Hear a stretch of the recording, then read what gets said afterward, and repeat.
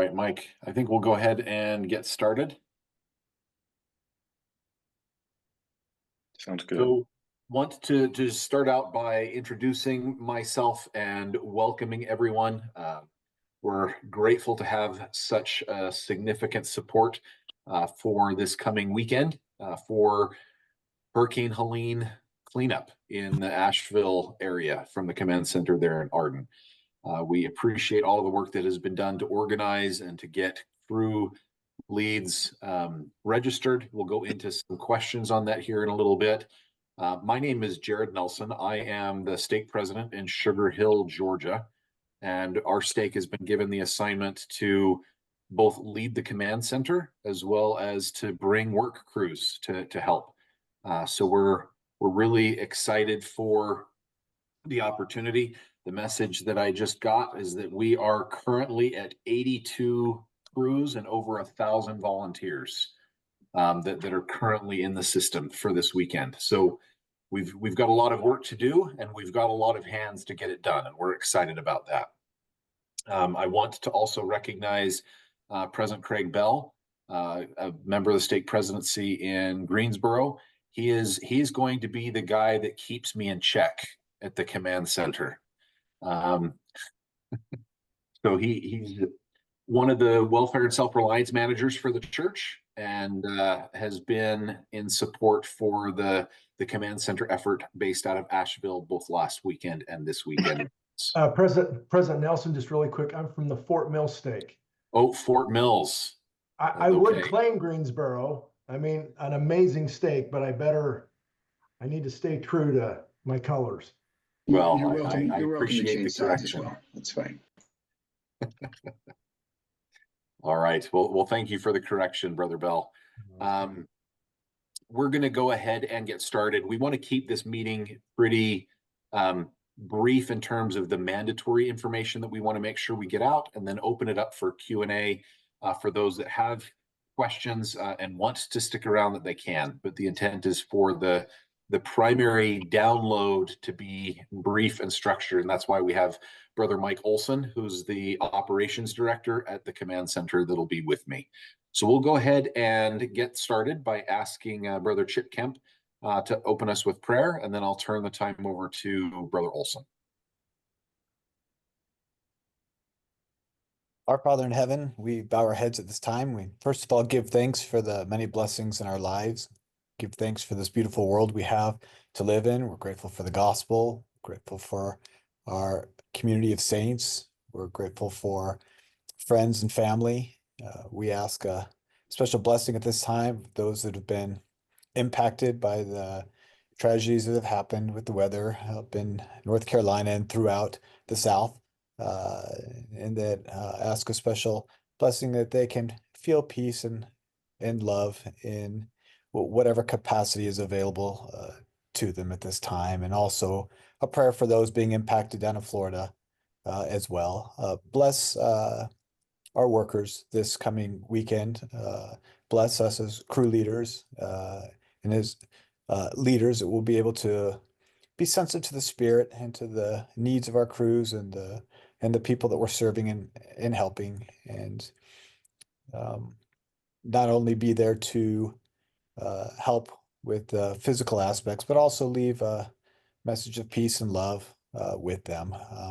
Bless us with safety, bless us with kindness, and mostly bless us with love and a greater capacity to serve thee. And these things we pray in the name of Jesus Christ. Amen.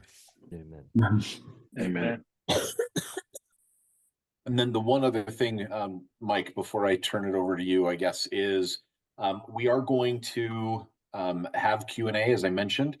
So you'll be able to come off mute and ask questions that you may have.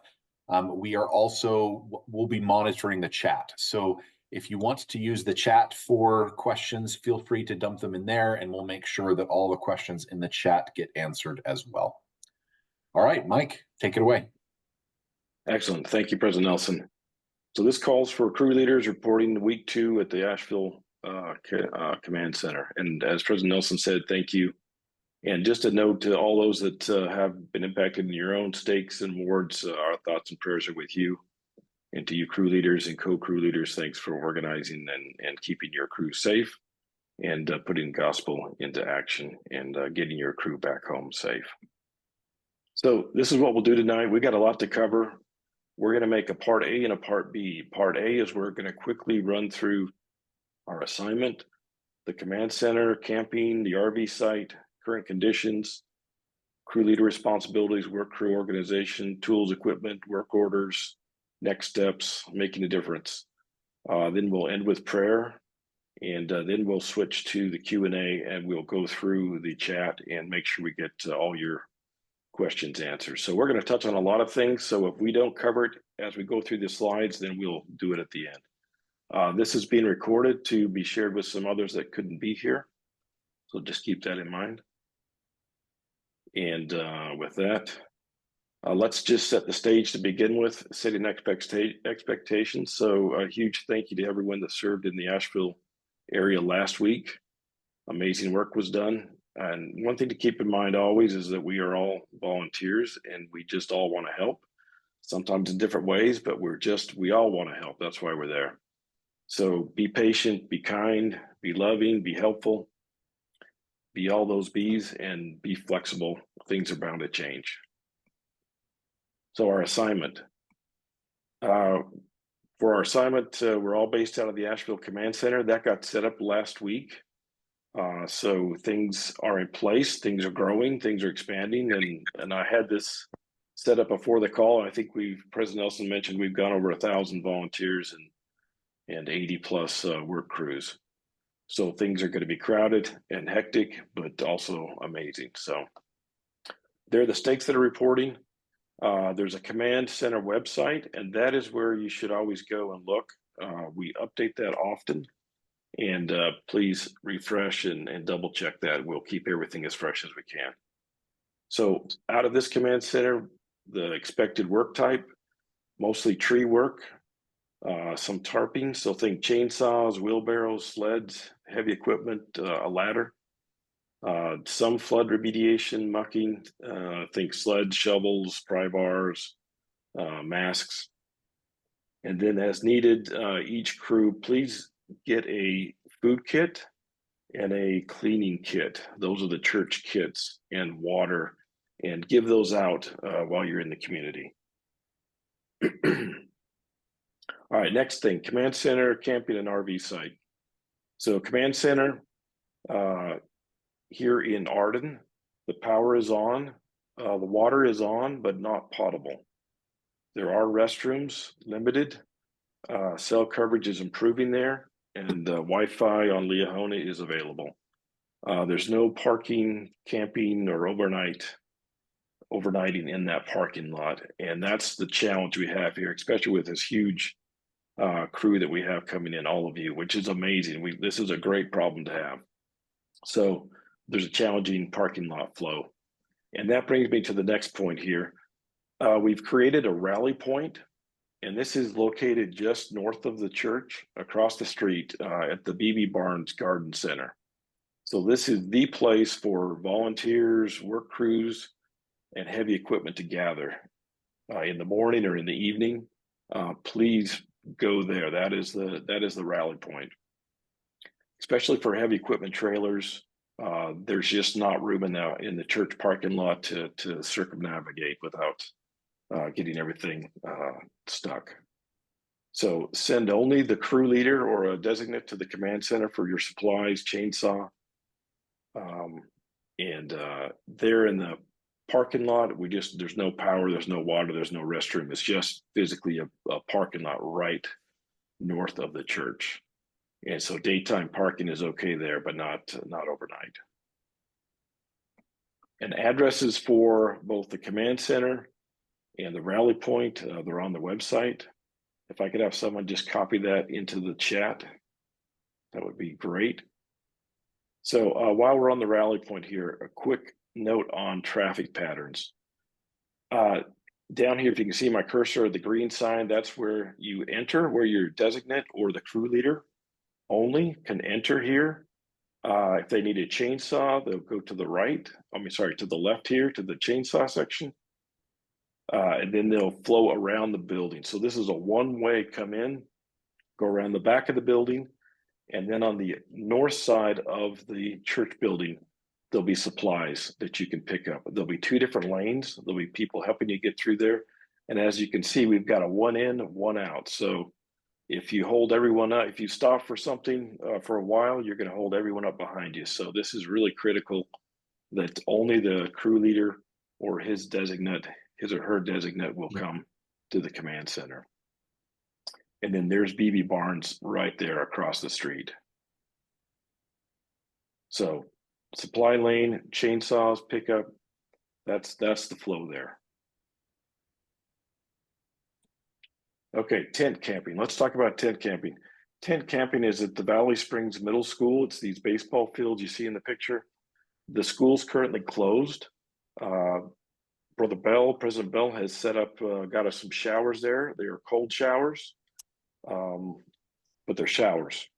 And that's about 7 minutes from the command center. So there at the site, there's power. There is water. It's non-potable. It is not drinkable, but that means that the restrooms work, which is good. And then there's a noted there's showers. They're temporary showers outside, but with cold water. Cell coverage there is improving, and then of course overnight car parking is good. So what if you have an RV or a truck and trailer? That's the RV and trailer camping site. This is at the Asheville Stake Assembly Building. That's a little further away, about 15, 18 minutes away from the command center. So that is for overnight RV, trailer, and work trailer parking. And this is an overflow camping location. There's not much room for tent camping. And this nice picture that screenshot that I got shows a nice lawn out front, but that is very steep. That is not a place you can camp or set up a tent. The power is on in the building. Water is on, again, not potable. Restrooms are open, no showers. Cell coverage there is improving, and there's Wi-Fi, and overnight parking is just fine. Okay, conditions. Hey, Mike, yep. Sorry, before we move on conditions, you had this on the agenda slide, but just want to reinforce this. One of the things that would be really helpful for us right now, and what we'd ask the crew leads to do, is in the chat to please enter information about what you estimate right now in terms of the number of people that will be camping, or the number of people that will have an RV or trailer that they plan to bring down. We're trying to get a handle on the numbers that we need to accommodate, to understand how far we need to stretch for camping locations for this coming weekend. So please take a moment to enter information into the chat on how many you expect to be camping, and how many you expect to be using like an RV or camper at the RV site. And then that stake assembly building that Mike was mentioning was also where we would have place for trailers for heavy equipment and things like that as well. And these slides, we will post these slides so everyone can get access to them. All right, we're going to keep moving on. Conditions. So week one, 342,000 without power. 58% of people in the county where Asheville resides were without power. So things have improved. Here's the current status. So 78,000 in North Carolina and 28% in the county. And this was shared with me this morning, which will help give a flavor for what we're looking at this coming weekend. And this was a text that came in that there was someone on crisis cleanup taking calls, and they took a call from a person that was calling in for other people because that was the only number, the only phone that worked to get information out to the outside world. So they called crisis cleanup to get their case added, and they added 60 additional houses and families around them that needed help. So as we see the power come back on, we're going to see more cases and discover new things and discover new people that need our help. So, so the situation is definitely fluid and changing. Fuel and food. So better availability than a week or so ago. Sheets is a location where there's 24/7 fuel. There were lines there before. They've gone down, but I hesitate to say that it will stay. We just don't know. It's a dynamic situation, so be prepared. Bring your own gas. Food, better availability. Some of the grocery stores are open. Stock will vary. There's some fast food places on. I know from personal experience, we tried to grab something real quick, and we pulled in the parking lot, and they came out and this is the middle of the day, put out a cone, and they were out of food and the things. So it's just be prepared. Road conditions. There's 3 types of road statuses. You're open, or you're closed, or you're just not there. And many of you know more than or experience this firsthand. So it's just a dynamic situation. So some solutions that we came up with last week and did some amazing connections there with the local members was embedding local people with work crews so they could physically take you and go with you out into the community. They knew the roads, they knew the people. So that was fantastic. We plan on continuing that this coming week. And then also offline maps, paper maps, get those loaded, help you stay in touch. Weather-wise, it's the perfect weekend here to do some really good work. All right, crew leader responsibilities. So this is a long list, but that's why you're on this call. And number 1 at the top there is that the safety and well-being of the entire work crew is your responsibility. And priority number 2 is the actual work. So just keep that in mind. It's keeping everyone safe. We don't want to be a burden. We don't want to cause issues. We don't want to have anyone get hurt, but we also want to work. So there's a before, during, and after. And so right now you need to register your teams. And for those on the call, we can all see that you have registered, which is fantastic. One note here, the crew only needs to register, the crew leader only needs to register once. If your crew numbers change, don't register again.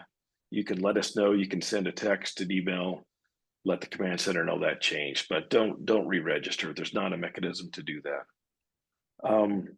Organizing yourself, gathering your own tools and equipment before you arrive. You got to beg, you got to borrow. You need to come prepared with tools, and we'll talk about it a little more later, but that's something you need to bring. Your gloves, the normal things you have in your garage, your hammers, your pry bars, anything you use at home with tree work or mucking or anything like that, you need to bring that with, and encourage everyone on your crew to do that. Create a group text, WhatsApp, group me, whatever. We had a lot of trouble last week having SMS group chats. Just wasn't working. So this week we've all switched to WhatsApp and are going to use that. And when you do set up your group text with your crew, please include the youth. And then if you have the local expert there with you, include them. Make sure everyone's on that. Getting information to everyone, making them feel a part of your crew is really important. Receive work orders from the command center. We'll talk more about that in a minute and get those organized. Pick up your shirts, any missing supplies at the command center, you or your designate. And then as we get those work orders in your hands, contact the homeowners in advance on Thursday and Friday. And then when you're here, out on your first job, queue up the next job and scout out, send someone out to the next location. And Jeff Seebeck and the whole work order team would have been working around the clock. They have really tried to get people in areas and get you grouped together and make it very efficient for you. But do send out somebody to scout out the next site to see if you need more help or less help. Be proactive in that. Declining out of scope work.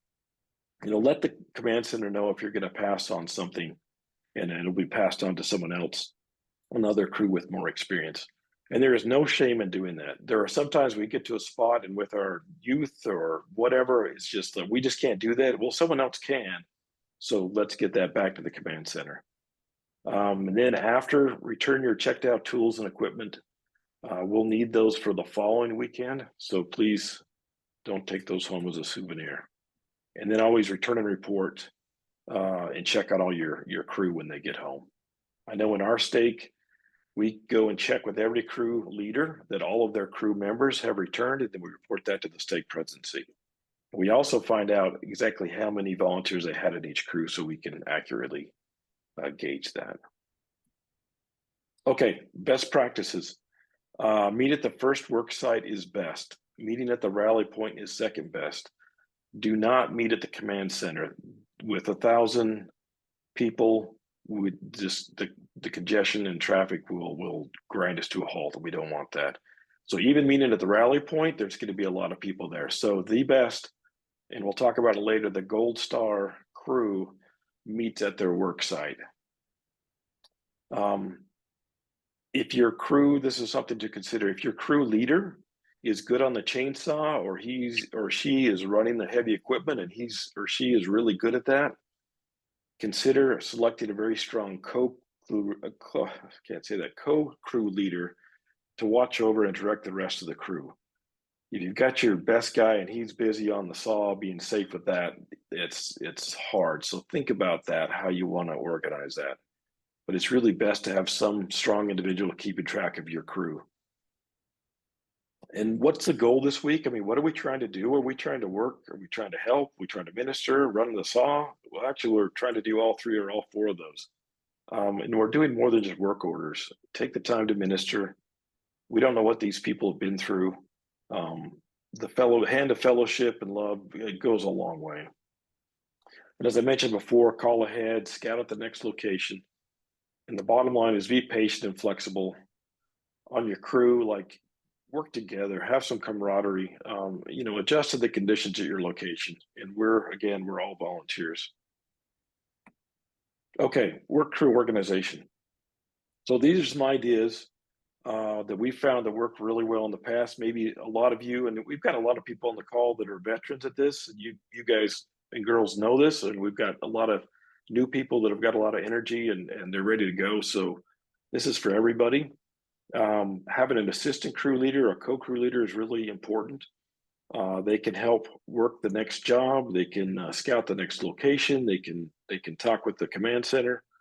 Having a work order assistant that specifically does that as well. That's another idea, or someone that's good in crisis cleanup. That's always helpful. A ministering leader, someone to talk to the survivor, that's a must-have. You've got to have someone on your crew that will talk to the person and lend a listening ear, a friendly smile, a big hug. So find someone on your crew and empower them to do that, and that will it'll make for a great experience, and it will bless that person's life. I know a lot of times, even last week, we had someone that they just needed to talk, and it was an easy thing to do. So think about someone that you can call to do that in your crew. A break officer, somebody to keep you, have you call to take a crew break, keep everybody hydrated. A youth on your crew, let them do that. And when you do that, stop as a team. I mean, we've all had so many amazing experiences when we all stopped and sat down, talked to the homeowner, found out more about them. Just been amazing experiences. Don't miss out on that, and just be creative. Okay, tools and equipment. So we love the command center. We love the command center. And what it is not Home Depot with a gift card in your wallet. And like I said before, bring what you already have at home, borrow, consolidate, be self-reliant as best you can. And as a last resort, come to the command center yourself or a designate to pick up tools and equipment, gloves, things like that, and then return those. And another thing, we still love the command center. Another thing it's not Starbucks with the comfy chair, a book, and hot cocoa. It's a get in and get out in the field as quickly as possible.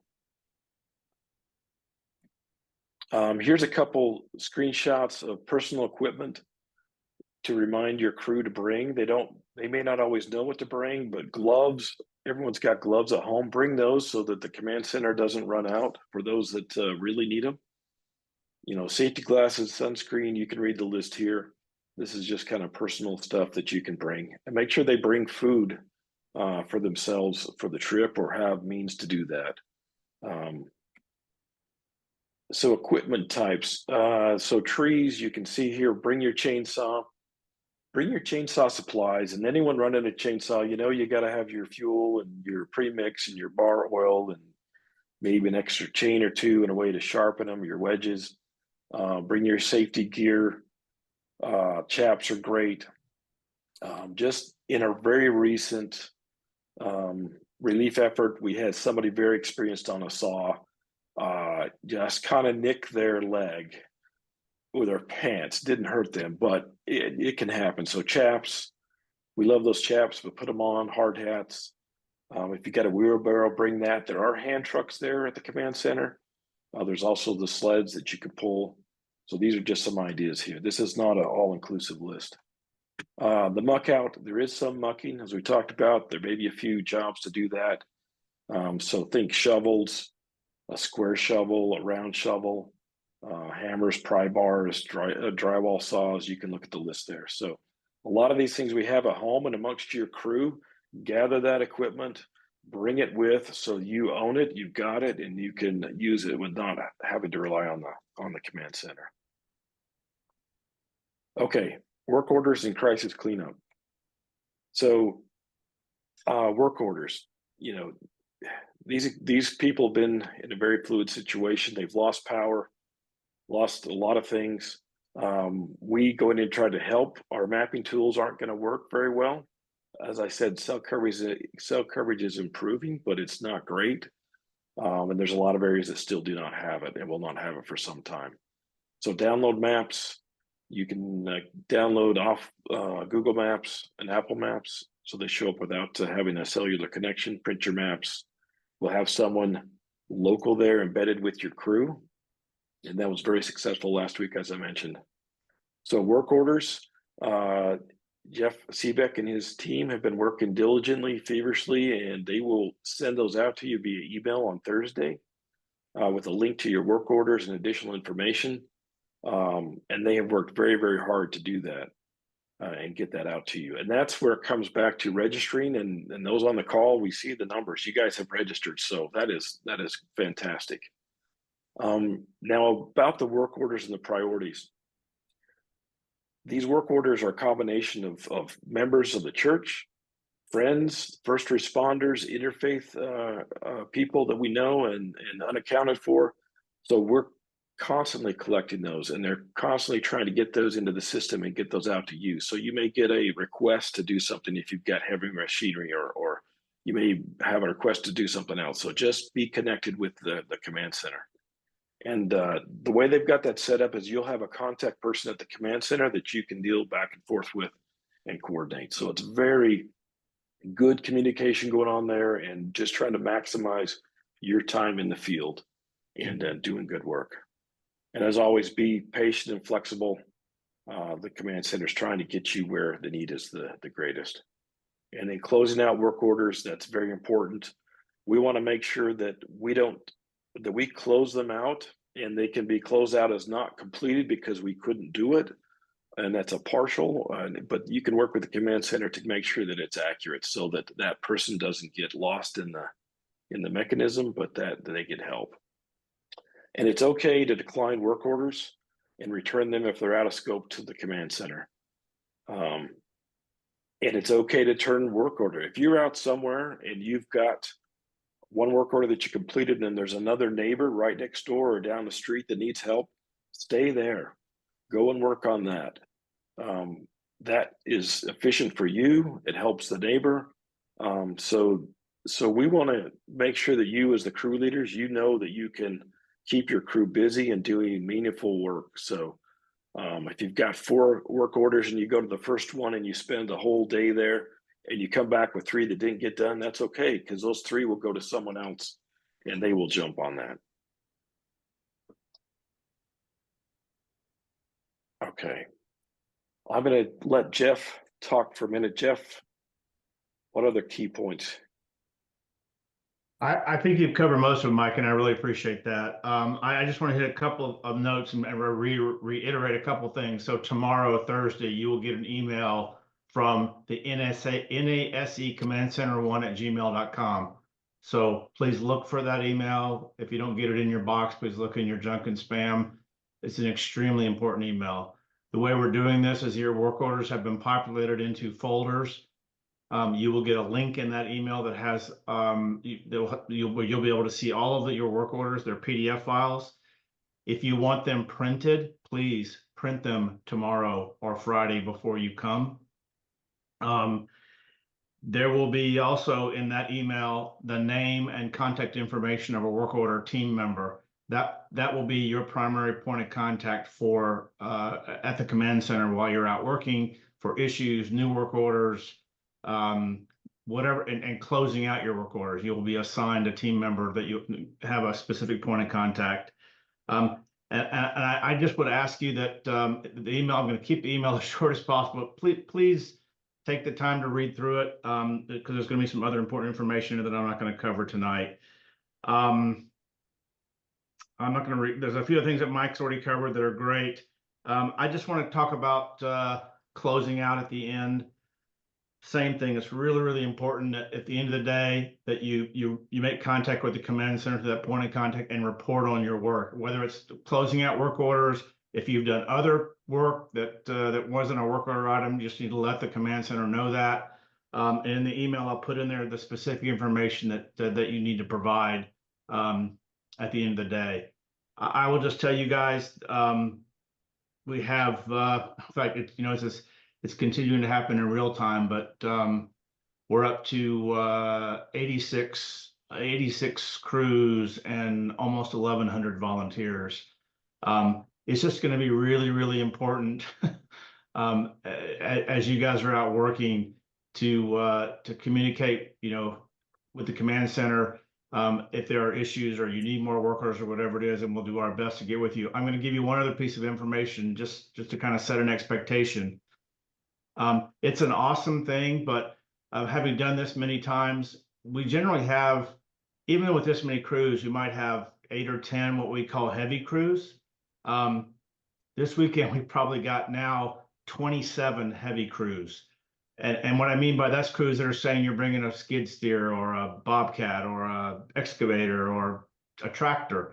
And so we're gonna give you guys as much work as we can. Here's what I'm gonna say is there may be times that you might be paired with, you're assigned with a crew that has a big job with a lot of trees, and they just need help with your equipment getting cut up logs out to the street or removing debris or things like that. So I guess I'm just letting you know that the kind of a ratio and how many heavy equipment crew teams we have, and we are working very diligently to make sure that we get what we are classing as heavy work to you. There's a lot of it out there in this area.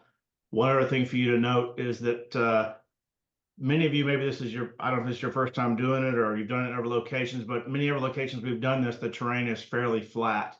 The terrain, the geography in Asheville is just very, very different. Steep driveways, steep properties, communities up in the mountains. So just be prepared for that with your teams and with your equipment. The terrain and the geography is very different. I think that's it for me, Mike. I think you hit all the other points and appreciate it. Thanks for giving me just a couple of minutes. Look, I just want to say thanks to, just the incredible turnout and response to registering of crews and the number of volunteers. And we've got an awesome team that's doing the work order processing. And so by tomorrow evening, you will have an email in your inbox if you've registered with your email address that has the information that we talked about and a link to your work orders. Please, please, please take the opportunity either tomorrow evening or Friday to try to make contact with those that you're going to and kind of vetting it. Recognize that crisis cleanup is ongoing. There are other organizations out there working. You need to call and make a kind of, if you can, recognizing we're having spotty cell coverage to make sure that the work is still required, that they still need it, and any special things that they might need to tell you about the job and the property or whatever it is, so you have that information before you go. So anyway, thank you all very much, and thanks, Mike, for the few minutes. Perfect. Thank you, Jeff. Thanks. Okay, he mentioned crisis cleanup. So for those of you that don't know, crisis cleanup is an inbound call center that creates a database. And this database is available to any organization to use to go and help people that have been affected by storms, whether to muck out or do trees or tarp or debris. So this is used by the Church of Jesus Christ of Latter-day Saints. It's also used by other organizations, other churches. Crisis Cleanup is not owned by the church. We partner with them to do this. Many of you have taken inbound calls, which is an amazing way to serve as well. So just want to make this point that we're not Crisis Cleanup. And there is a phone app that's available now. And as of this afternoon, there were 24,000 work orders. And I believe that is a record. I've never seen it that high. And you can see the screenshot of all the red dots. There are some green ones up here, and I believe that was last weekend. So when you're out in the field and you have someone come up to you that needs work or has a friend, point them to Crisis Cleanup. And what they do is they call in and they'll give all the information, how many trees, what they need done, and then that gets them in the database for us to pick up or for others to pick up. Now, having said that, if you're there and it's the neighbor and they're ready to be helped, go ahead and help them. And then just let the command center know that you did another job and what the address was, and then we can take care of it. The focus here is on the people. It's not on the systems. So keep that in mind. But please point this out. You can share that 800 number or the 844 number liberally. Okay, communications. I don't know if we have Stephen stay on the line, but for communications, if you've got stories and pictures, please share them with him. You can email those at that email. And if you have a reporter, a news person that comes to you, please contact Steve. Megan Pope is in the Sugar Hill State. You can also contact her and she will pass that on. But if you've got a reporter or somebody asking questions, we need to get an official spokesperson for the church there to represent us. Not that we don't trust you, but you need the right people espousing what we're doing. So thanks. Donations. So a lot of times we'll have donations. People want to donate. I mean, it's just amazing outpouring of love from people to donate things. We had dog food that a member brought up last week to the command center, all on their own dime. So amazing stuff. But the best way to get that food and those donations to the people that need it is through a food bank. And this one has been recommended. I know that the people in Asheville use this and they're pointing everyone there. So please, you can also share this information. If someone wants to give you food or money, have them give that to the food bank. If they're intent on giving you a donation or money or paying you, you can say, come to the church building on Sunday and you can make a donation there. Hey, Mike. Just throw that out there. Yes, Brother Bell. Mike, just really quick. So if someone went to the church website and on the search bar typed in humanitarian aid and philanthropy, it will take you to a church page where people can donate money to the humanitarian aid. Excellent, thanks. Okay, next steps. So crew leaders. We've kind of gone over this, but just as a succinct summary. So register your crews on the website, create your group text, empower your crew members with roles and responsibilities, forward all your information, emails to each crew member. That's really important to keep them in the loop. So everything you learned here tonight, pass that on. Log in and create a crisis cleanup account. You may need that in the field. You can use that if you're somewhere and you're looking around for something and you haven't heard back from the command center. That's also an idea, and just keep them updated on what you're doing. Ensure mandatory training for all chainsaw operators. And there's a great description on the website about who can and cannot run a chainsaw. So please check that out. And then number 7 there, this is the Gold Star Award. We want to hear from any crews that are able to meet at the first work site. So Saturday morning, whatever time that the crew rallies at the work site, and perhaps they need to send a designate to the command center to pick up t-shirts and supplies, that's fine. But we want to know which crews we're able to get everything organized and have their crew meet at the first work site. And they'll get the Gold Star Award. I'm not sure what the prize is, but we'll work on that. Making a difference. So last thing here, things that really make a difference. And that's getting to know the people you're serving, being respectful to their home, their yard, and their personal items. I mean, we all know we've been places where we're going through a person's treasures, or there's been a loss of life, which has happened too many times in this storm. So we need to be very respectful. We also need to be cognizant when we're out there, if we're in an area or a situation where we think there might be a recovery going on, and we need to make sure that we take care of our crews, especially young kids, so we need to be very mindful of that. So keep that in mind as you're out there doing that. And to share that we're volunteers from the Church of Jesus Christ of Latter-day Saints. We're not Mormons per se. We're not helping hands. We're not crisis cleanup. We're members of the Church of Jesus Christ of Latter-day Saints. And we came here to help because we're all brothers and sisters. And I know many of you do this. If you haven't done this, please do this. Ask for permission to offer a prayer before you leave. And ask by name in the prayer for a blessing upon their family and their home and everything. It's an amazing thing to do. Many times we've had them pray for us more earnestly than I think we ever prayed for them. Very, very touching. Take a picture if it's appropriate, and then thank your crew members. And with that, President Nelson, we've gone through everything. All right. Thanks, Mike. I am going to do my best to roll through the questions that are here in the chat and trying to filter through the camping estimates. We appreciate all those that came in. I'm going to repeat, since this is being recorded, I'm going to repeat the questions that have even been answered in the chat because they may be a benefit to others in the call. But before we jump into that, I think what we want to be able to do is close with prayer. For those on the call that don't have questions, you are welcome to then leave, and then we'll hold this call open until we finish the questions that people have here on the call.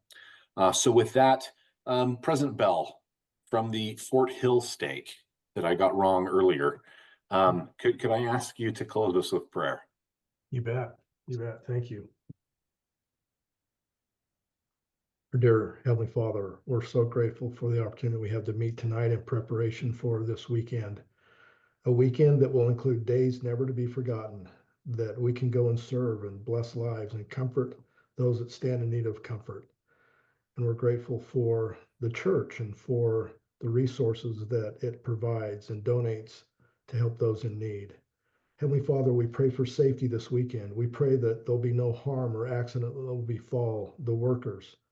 That we can be aware of potential dangers and to have the wisdom to avoid those. So grateful for the leadership of this command center. So grateful for the Sugar Hill Stake and everything that they're doing. We ask you to bless them.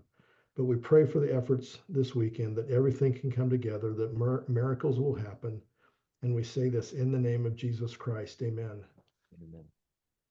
Thank you, President Bell. I also want to take an opportunity to recognize President Kyle Gillette of the Asheville, North Carolina stake that we're serving, and give him an opportunity to share anything or ask any questions that he has before we go through the rest of the questions here today. Thanks so much, President Nelson. I just wanted to quickly say a very deep, heartfelt thanks to all those who are coming to our area to serve. We have incredible people here in the Asheville area, and I'm not just talking about members of the Church of Jesus Christ of Latter-day Saints. You will find people who are strong believers in God and Jesus Christ here in this area. You will find people who express love openly to others, and you will likely be greeted with a hug by somebody that you serve. I just want to invite you to come into this experience with open hearts, recognizing that in the South, it is often very appropriate to bear your testimony of Jesus Christ to almost anyone. This is an opportunity in which we're given a chance to reach out and really get to know our neighbors. And we have had and seen some miracles with other churches that previously have not had much contact with or been even slightly negative towards the Church of Jesus Christ of Latter-day Saints, who have opened their doors and their arms to us. And so we promise you miracles as you come and serve. I also wanted to share just one last little thing. Last week, we had the privilege of a member of the 70 coming and serving alongside with us. And he shared with me something that was very special. He said, President Gillette, please tell the members of the Asheville Stake and those that are coming to serve that during this time, we should be generous with the promises that we extend to others when we offer blessings and prayers of support, because the Lord is walking with us right now in Asheville and Western North Carolina. And so as you go out and as you offer prayers, please be generous in the requests made on behalf of the people we serve and the promises that are left of peace and joy and hope as we seek to restore hope in their lives. So I love you all. I just want to say I know that our Savior lives, and I know that he has walked with us as we have been privileged to serve as his hands in this area over the last week and a half. And again, I promise you miracles as you are here serving. Amen. Thank you. Thank you, President Gillette. All right, let's jump into questions for this evening. So I'm just going to go through these in the order they're in the chat so as to not miss those. Mike, if I pause for the opportunity to scroll, feel free to grab anybody that may have their hand raised and wants to come off mute to ask a question that way. And then the other element is that I will be looking to the members of my command center staff to help answer some of these questions, because heaven knows you don't want me doing it all. So the first question here, people interested in donating clothing, and I think I'll just tackle this with donations generally.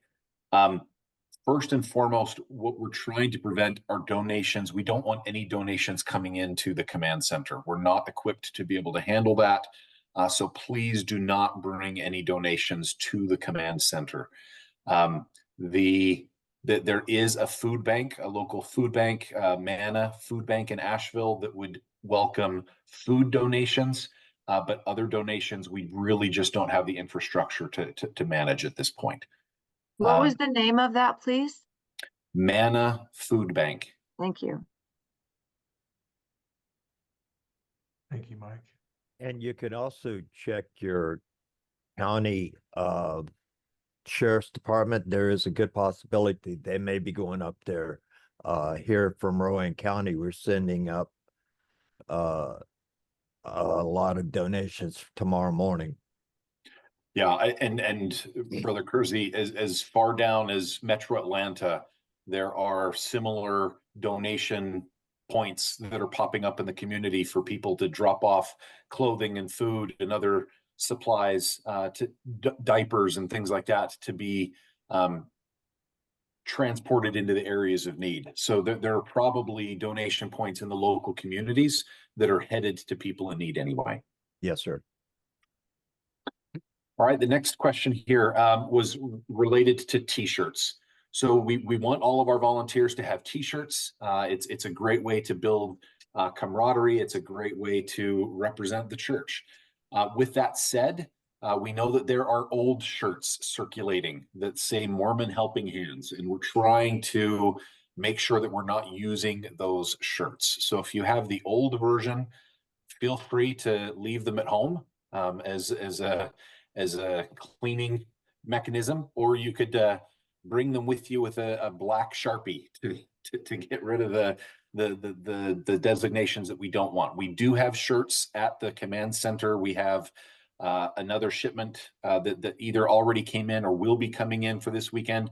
And I picked up 8 cases of shirts from the local storehouse myself to bring up when we come up this weekend as well. So we will have shirts. One thing that I do want to make clear, or to ask, are 2 things. Number one, we don't have enough shirts for everybody to put on a clean shirt just because it got dirty with sap in a tree that you were cleaning, or even to have a clean shirt from Saturday into Sunday. We're going to need to limit this to 1 shirt per person. We would also ask that only 1 individual from the work crew comes. So you'll need to collect the information of the sizes that are needed, how many shirts, and then we'll make sure that we get you set up with shirts and get you sent out to your work crew. Any additions on the t-shirts? No, I think that's great. Okay, let's jump to a question from people online. Phil Gerla, if you want to come off of mute.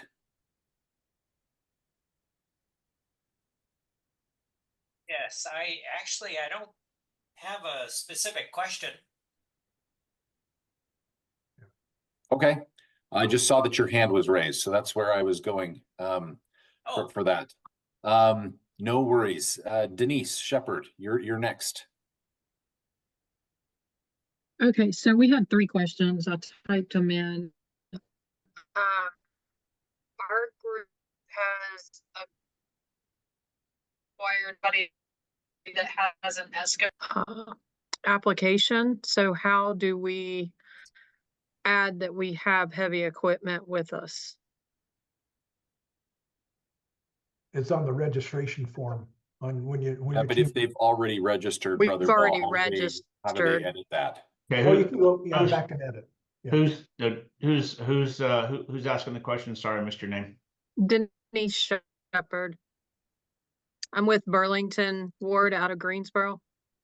And are you the crew leader, Denise? Yes.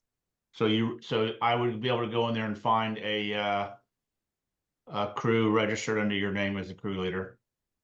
Yes. Okay, so if you will text me. Oh, you guys just picked up this game. Awesome. If you will text me, Denise, at 678, you ready to write? 678 772 772 9353. 353. So Okay. you just text me that you're a heavy equipment crew, your name, your heavy equipment crew. And Asheville, Greenville, there's places where they've just like walked off this road. Hey, Brett, Okay. Brett Gordner. Hey, folks that are not answering questions or asking questions, can you You could go another way. please mute? We'll get to this. Okay, and then I have 2 more questions. So one is there security at the campsite? So our stuff during the day when we're out? Yes, great question. Some of us are that coming was one into of the, camp. yeah, that question came up in the chat several times. So we will have members of the command center staff that will be posted the entire time at the campsites so that there's security at those sites. There will always be someone there present at all the camping locations we identify. Perfect. And then the last question we had was, is the water for the showers treated, or is the non-potable water being used?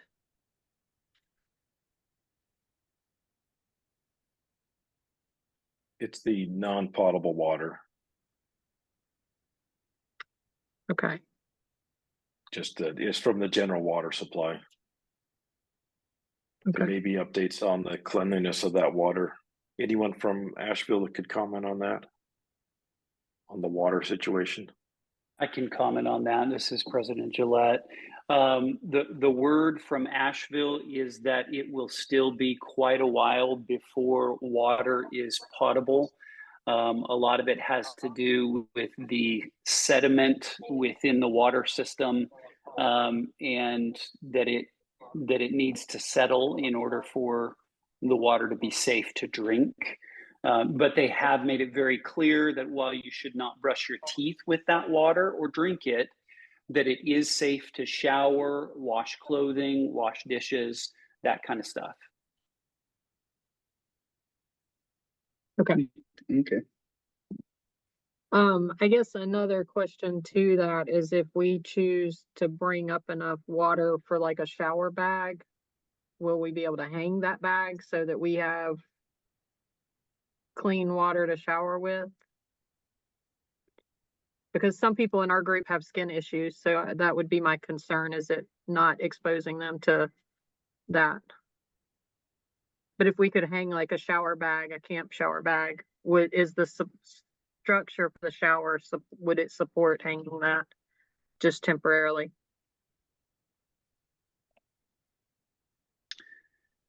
So my understanding, I haven't actually seen the showers, but my understanding, the structure of the showers are kind of like a porta potty. And so it is an enclosed structure that has water that flows from it and then it drains out. But I am not sure if there is anything within those structures to hang it on. I'm sure you could find something to hang it on, but you might have to shower in a bathing suit or something like that. Yeah. Okay. All right. Perfect. Thank you. You bet. I'd recommend a pair of throwaway flip-flops or sandals. Yes, I have those. Or if you have a local beauty salon or some nail salon that gives those out, you could ask if they wanted to donate any to your group. Yeah, I'm going to go through a number of additional questions here in the chat, and then we'll come back to those that are waiting with their hand up. The meeting is being recorded, and we will share a link to the recording to all those that are on all that are registered. We did post information about the rally points. All of the addresses are on the website for our command center. So if you go to that website that Brother Olson talked about before, you'll be able to get that information. There was a question about whether we needed ham radio skill or ham radio equipment. At this point, I think cell coverage is improving, so it does reduce the need. It really depends on if you have other people in your crews that would be able to be on the receiving end, because we don't have needs beyond that I'm aware of. The next question, we have someone coming up on Friday to pick up supplies. Will there be someone there to help? Yes, the command center does open on Friday evening. Brother Olson, do you have the time at when the command center will be open to support people coming in? Yes, absolutely. And that is on the command center website. There's a ton of good information out there, so check that out. But command center hours are this: on Friday from 6 p.m. until 9:30 p.m. And then on Saturday, 7 a.m. until 9:30 p.m. And then Sunday, depending on how sacrament meeting gets planned, we'll open right after sacrament meeting and go until 4 p.m. Sunday afternoon. And that's all listed on the website. And again, thanks, Brother Olson. Command center hours, that's for the crew leader or designate. The rally point, you can meet there, you can have your crew there, park there, that's great. But the command center is just for the crew leader or designate. Yeah. Okay, there were a couple of questions that are around this, the chainsaw training topic. I don't know if we have Jerry McLeod on the call tonight. I haven't looked through the entire list of participants. I am. All right, so the questions that are coming up, Jerry, are either I did the training a while ago, or I did the training and no certificate was offered to print at the end. So what do you have to say to those folks coming in? Well, my recommendation to you is to go to the church's main website, open up a search window and type in chainsaw, and it will take you to the page where you can rewatch that video. I just went through it myself just to make sure everything works right. And at the end, it allows you to print off a certificate with your name and date on it. So I recommend that you do that because we really can't handle that at the command center. So we need you to do it in advance. And we won't be able to, what I want to confirm as well is that if you don't have a printed certificate, we're not going to be able to hand you a chainsaw from the church's supply. Yeah. Now, if they do have a screenshot of a certificate, we'll take that, right? Just to indicate that you have done the training. Sure, a screenshot would be fine, or I can ask you 20 questions to see if you know the answers. That's right. And that's just to borrow one from the command center, correct? So if they have their own chainsaw, they're not required to take the training? That is correct. Okay. If you're not experienced with a chainsaw, then we certainly recommend that you go there and watch that video. Yes, sir. Great.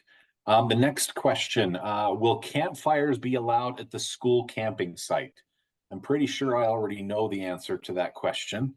It's going to be a no, but I'll let anyone else that thinks that the answer is actually yes to chime in. No, they're high school baseball fields that they're letting us borrow temporarily, so there's no fires allowed.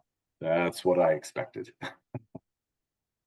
All right. Let's jump into. What about little cooking stoves, rocket stoves, little portable kerosene?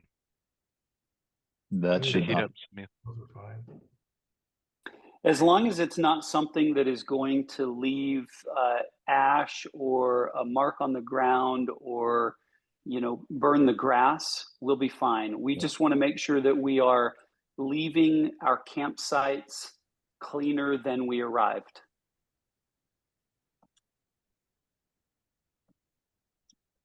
Great, thanks. Let's jump back onto the list while I scroll down because now I'm in the middle of the camping reporting.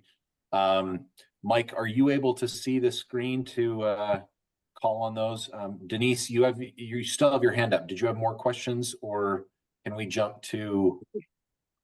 All right, there we go. Andy Lindsay, it looks like you're next. Yeah, thank you. I'm trying to understand better about the Gold Star crew or whatever you called it, and what exactly are we trying to accomplish? It would seem like there's going to be some necessity for people traveling to go to the campground first to unload all their camping gear that they don't need. That works. And that is works. there any compelling reason to go to the rally point if we rally at the campground and go from there? You can rally at the campgrounds. You can rally at the first job site. The gold star is that you didn't all come to the command center and rally there. So if we don't see you at the command center with all of our other friends and you send one person over or his kid or whatever, if you come there and then you go out and get to work, you get the gold star. So meet at the RV site, the campsite. So that's how you earn your gold star, point. Brother Lindsay. And will that be placed like on the forehead? How does it is on the Just forehead. stay away from the command center. We love the command center. President Nelson, so it's a star-bellied Sneetch Award. That's excellent. I like it. Great question. Indeed. Lower his hand. All right, Garrett Clay. Go ahead. Yeah. How dangerous is it? In Asheville generally, is that what you're asking? Yeah, I mean, you're seeing a lot of stuff on news and all that stuff about looting, and you're seeing people on in video and on news where they're carrying guns and ARs and all this stuff, and you're hearing about tires getting slashed. And I mean, just how dangerous is it down there? Is it going to be? Garrett, we're not hearing a whole lot of news locally. I don't know if they're trying to keep that stuff from them, but I've heard of and seen one situation where there was looting. I work at the hospital, and so I deal with a lot of trauma and kind of first response issues when people are coming in. There's not necessarily any more violence or danger right now than there is any other time, and Asheville is generally a very safe place. So honestly, the most dangerous is that there are some roads that you may be driving around a curve, and as you get to the other side of the curve, half of the road's gone.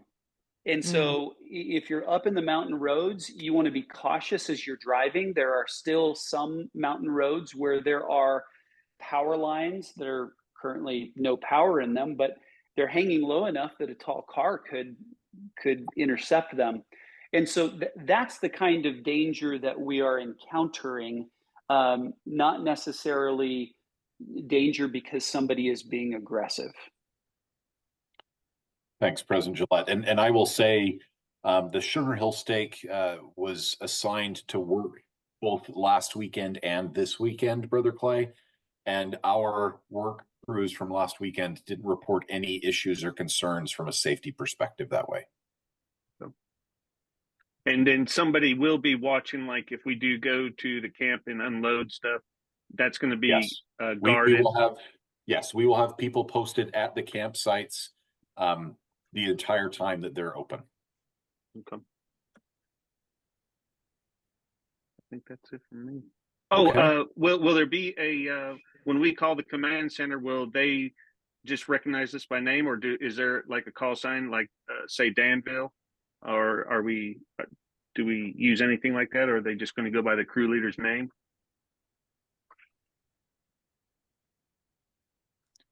So Jeff Seebeck, as they're reaching out to the command center for support, it's all going to happen through the crew lead's name, correct? That is correct. So the crew leads will get a point of contact with a name and a phone number. And that's going to be the prime contact, of course. I mean, if you want to share that with your co-lead, or if you designate somebody on your team to be the person to report back to the command center, that's okay too. Okay. That's all I got. Okay, great. Brinton Johnson. I know I have to use the last name because in the chat I noticed that there were apparently multiple Brintons. I'm astounded. 36 years, I've never met another one. Not spelled the same. So is there an invitation link or QR code for crisis cleanup? Yes, the information was in the slideshow. It's crisiscleanup.org.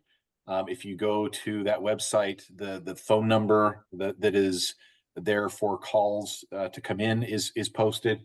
And I believe on one of the slides, Brother Olson, you had a QR code that could be used as well, correct? So what I mean I did by indeed. that is, you may not be able to see, but when you go to open the app to join an organization, it asks for an invitation link or a specific QR code to join the organization. Yes. So Brother Olson, in terms of joining, they need an invitation. So yes, and you can do this one of two ways. You can just reach out to someone in your ward or stake that is already in there, and they can send you an invite.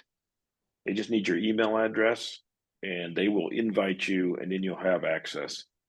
If all else fails, you can reach out to one of us, and we will invite you with your email address. Understood. But thanks. Great to get you on there.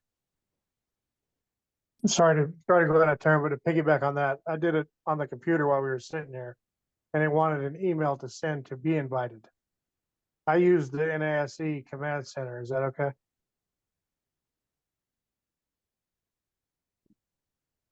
It's a good question. I don't know if that command center email has an account to invite you from.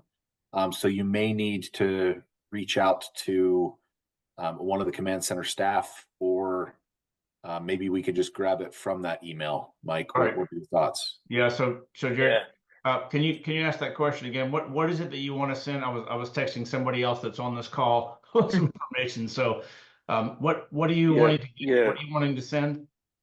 Yeah, let me jump in here. The way that crisis cleanup works is that our stakes in the Church of Jesus Christ of Latter-day Saints, we're an organization.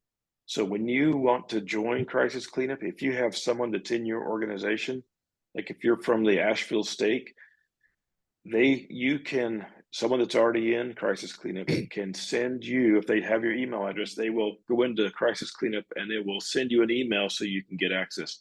And then you show up under the Asheville Stake organization. If you send it to me and I invite you to join, then you join the Sugar Hill Stake, which is great. We welcome all. But there's some logistics things that would be better if someone in your stake invited you to join.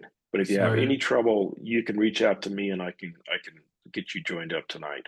So I guess for clarification, there is not a specific organization that we need to join in order to receive work orders properly. We can just join our stake and still receive the work orders for this weekend. Yeah, work orders are going to come directly from Jeff Seebeck via the email access. Crisis cleanup is just another mechanism to use on your phone to see what needs to be done out there. Understood. That's it.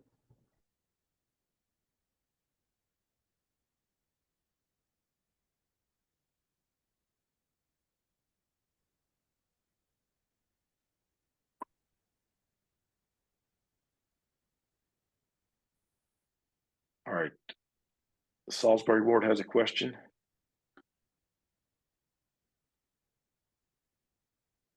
Not for me. That's the Tarvers here. Oh, thank you.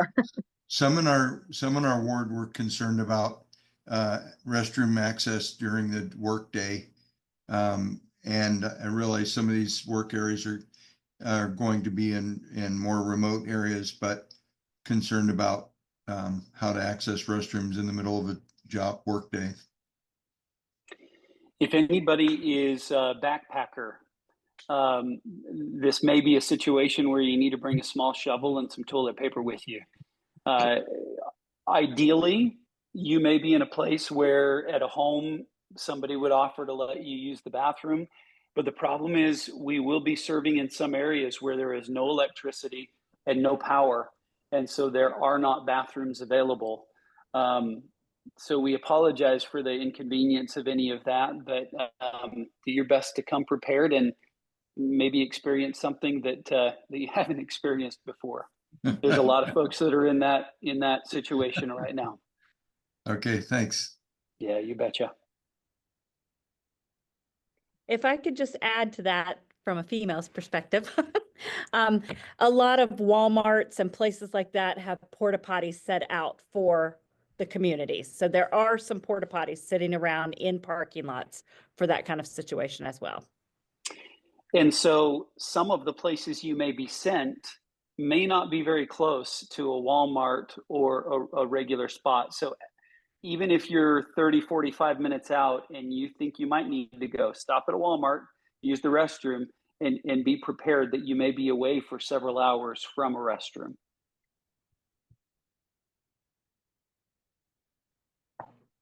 Great, thank you. I'm going to do a couple more from the chat here, and then we'll go to JBoy1 for the next one after this. So the question about age, I know there may be some differences in the communication from the wards or stake emails and the command center website.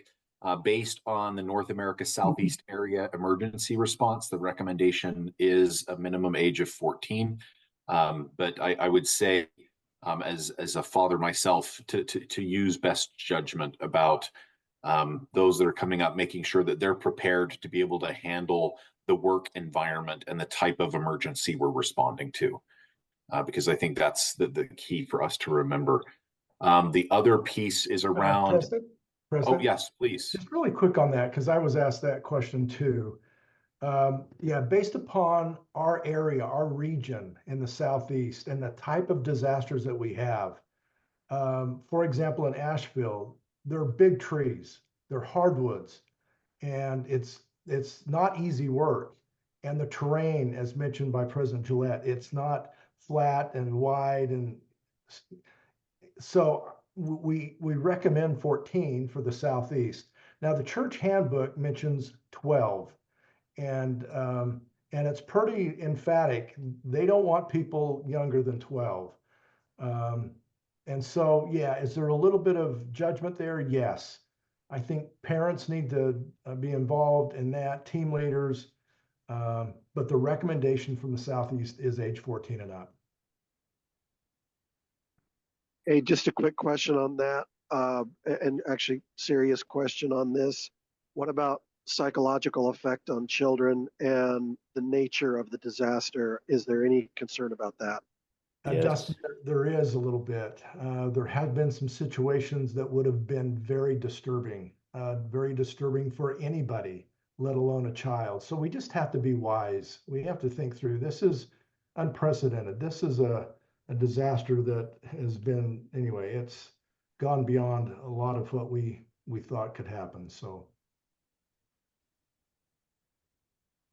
to that point there, in our stake, our ward, and even just in my crew, specifically, we have 3 young women really wanting to come, and there are others. My daughter being one of them. Another brother bringing his 2 daughters. Is it? Do we recommend cautioning them to maybe consider not coming?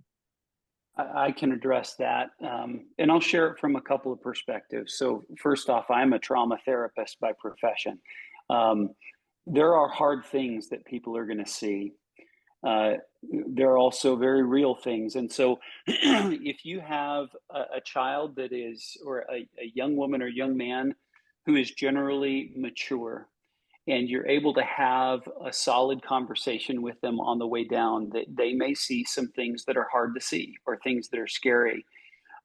Most of what we may encounter is troubling, but it is not necessarily significantly trauma provoking. And what I mean by that is that in most areas that they are engaged in recovery as opposed to search and rescue, they have closed those areas off to the public.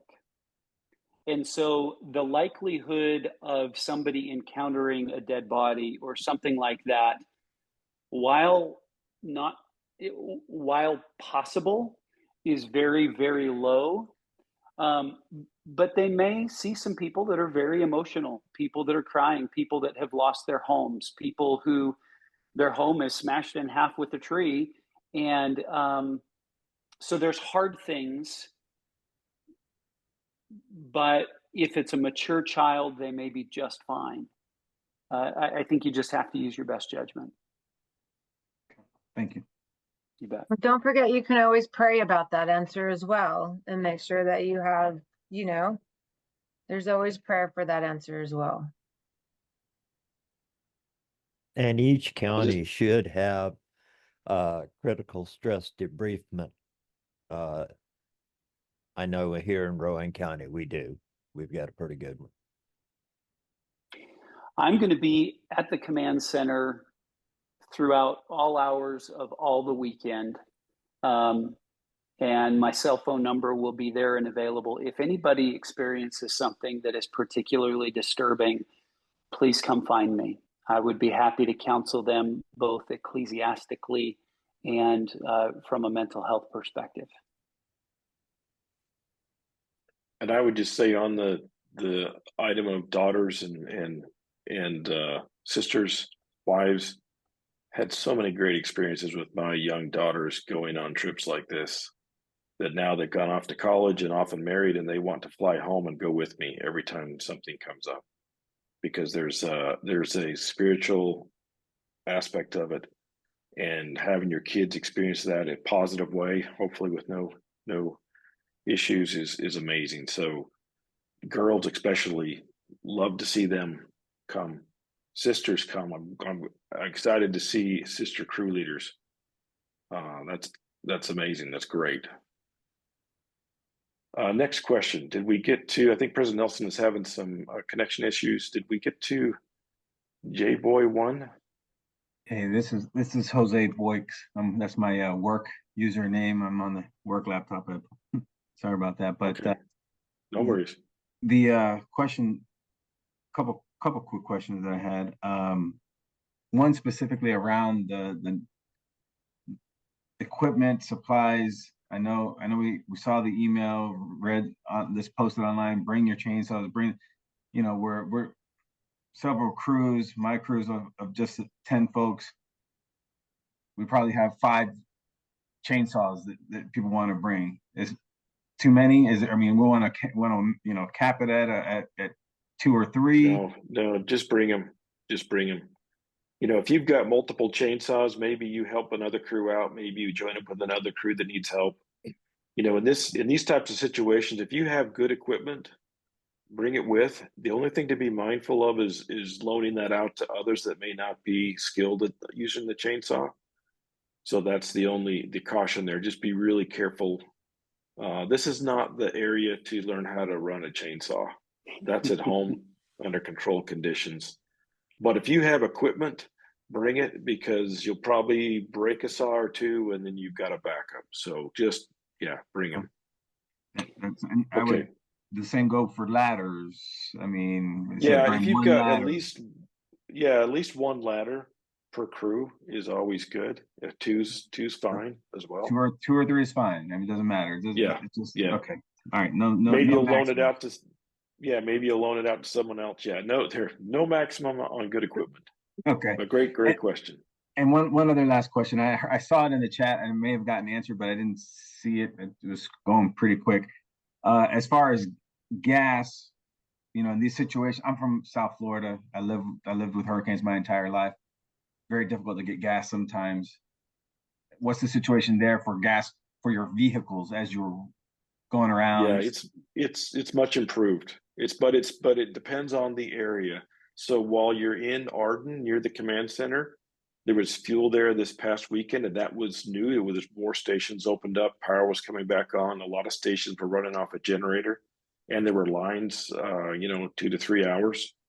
So that has improved. I'll let President Gillette comment on that, but the situation has improved. The one caveat is that if you see gas and you're not 3/4 or full, you get gas, and then you can spend the rest of the day working and not worrying about it. So you can never have enough gas unless you're on fire.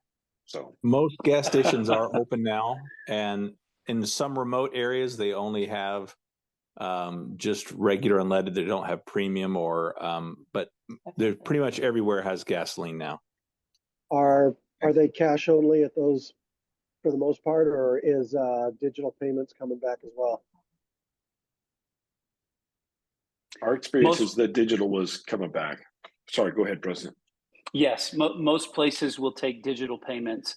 Of course, if the power is out in the area that you are in and they're running the gas on generators, they may not take. So I think it's useful to have some cash on you, but 90% of the places you're going to be fine using a card. Is there an availability of diesel as well as gasoline? Yes, there's an abundance of diesel because there are, even when we were out of gasoline, there was more diesel because there aren't as many diesel vehicles. All right, I'm going to go to the chat here. Yeah, I'll step in again here, Mike. Go ahead. Unless you have a specific chat that you wanted to jump to. Oh, let me just take this one. It's talking about road closures and using apps to find your way around. So cell coverage has improved, so that can be used. But the key that we have here that we used, and huge thanks to everyone in the Arden area and the Asheville stake. What we're going to try to do again is embed a local person with your crew, and they will take you down the roads that are open. They will get you there safely. They will help you. So that's a huge plus. That they did such a great job last weekend. So we'll do that as well again. Great. Just a couple things here, following up in the chat. There were a number of questions around, there is accessibility to an RV, but they didn't want to bring it if there wasn't a place to put it, as well as questions about trailer parking and overnight trailer parking. The stake assembly building, based on the number of people that talked about RVs or campers, the stake assembly building in the parking lot are more than sufficient to handle those that chimed in the chat. So if you have it, feel free to bring it. That will also be the location for trailers to be parked with heavy equipment as well. The next question was around reporting volunteer work hours. Jeff, I know that you answered this in the chat, but there was a question about reporting volunteer work hours. If you want to just highlight that here as well. Sure. So at the end of each day, when you close out your work orders, what we will need to report on is how many people were in your crew. And I'm going to use this word average, the average number of hours that everybody worked in the crew. But if your crew starts at 7 a.m. and you just need to say, we had this many people in the crew working today, and we worked from 7 a.m. to 7 p.m., so 12 hours. We're not tracking, 2.5 hours and 3 people on this job and 4.5 hours and 6 people on that job. It's total number in your crew and how many hours do they work all day long. That's what we really need to know at the end of each day. Does that answer it? And Are we also clarify- tracking travel time from wherever we live to get there and back? Absolutely. So when you report at the end of the first day, you can tell the command center, the work order processing team member, what your round trip travel time is from your, from where you started. Yep, we track that as well. Good question. We talk about the start and end times. Sure, Mike, do you want to handle just general? You bet. Well, just Yeah. for work time as well. Yeah. Yeah, so work time. So Friday is arrival. Get your crew squared away, your camping, everything else. Saturday is the main focus area. So the command center is open from 7 to 9:30. Work hours encourage you to be out on the site at 8 o'clock or earlier. Just get out there. If you've got travel time, take that into account and just work a full day on Saturday. And then on Sunday, in the past, depending on travel time, but most of us are local-ish. So Sunday is a great day to serve and minister. So work until what do we have here? 3 o'clock in the afternoon. So start again in the morning after sacrament meeting, which will be early, and then work until 3 o'clock if that's possible. Did that answer your question? Can I jump in one other key point? We were basically saying, hey, if on Saturday morning, if you don't need equipment or whatever it is, just go directly to your first job site, and you'll see this in the email that you're going to get tomorrow. But please let us know, let the command center know that you're out and starting to work, so that we know that you are there and that you are working. So that if we need to get a hold of you or there's things that come up with your job orders, we know that you've started. So we would really appreciate that to let the team member know that you have started work.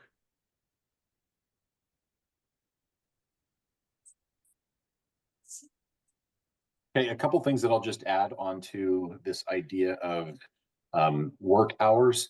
I know there was a question about working through Monday because some may have time off because of fall break or other things. That is fine if crews want to stay through Monday. We just need you to coordinate with the command center so that we know and can help facilitate that on the work as well. The other thing that I'll throw in here on this topic around work and work hours is the radius that we're looking at for the radius of work orders and the distance that crews might be sent. Jeff, do you have any initial information there in terms of how far we may be sending these different work crews for the work at hand? So I'm going to answer that question, but I'm going to have our two local experts, actually 3, Ellen, could you, John? Sorry. John, Kim, and I don't know if Emily's on the call or not, but and of course President Gillette and others, but we will the stake from end to end on a good day is about 2.5 hours. Is that legit? In its current form, the stake from end to end is probably not 2 hours given the conditions, right? So, you could be sent as much as an hour away, maybe an hour and a half. We've got some special projects going on that I don't know if any of those folks from the call, but where we're sending folks a little bit further away than that. But the one thing I will tell you is, and again, you know, we're not perfect, but we are trying really hard when we get your work orders to group you in an area so that when you're deployed to that area, you're working in that area. And if you need more work, we will provide you more work in that same area, right? We are going to do everything we can to be efficient about areas and travel times. So if you have to travel a distance, you know, the goal is that you'll be in that area and you get more work there. If you find a work order in your folder and you're in there and you go, hey, gosh, I got 8 work orders and 7 of them are here and one of them is, you know, 2 hours away, please just contact the command center and just let us know, hey, I got this work order. You can give us the case number and we will work to resolve that for you. But, you know, some will be closer to the command center. Some might be as much as an hour to an hour 15 away. So Kim, John, Emily, is that a fairly accurate representation? Yes. Yep. Yep. Fortunately, the majority of the hardest hit areas are actually closer to where the command center will be, but there are some outlying areas that are that far out. Great. Rulin, let's go back to those that are in line on the call.